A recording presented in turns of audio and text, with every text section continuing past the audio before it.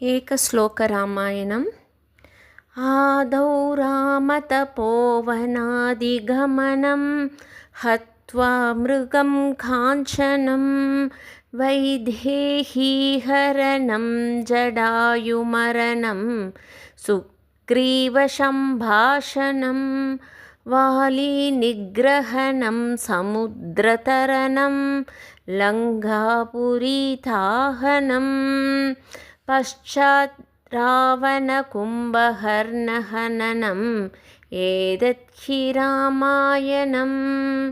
இதன் விளக்கம்: முதலில் ராமன் காட்டுக்குச் சென்றது, பொன்மானை அதாவது மாரீசனை கொன்றது, சீதையை கடத்தப்பட்டது, ஜடாயு உயிர் நீத்தது, சுக்ரீவனுடன் நட்பு உரையாடியது, வாலியை வதம் செய்தது, கடல் கடந்து சென்று லங்காபுரியை எரித்தது, பிறகு ராவணன் மற்றும் கும்பகர்ணனை கொன்றது.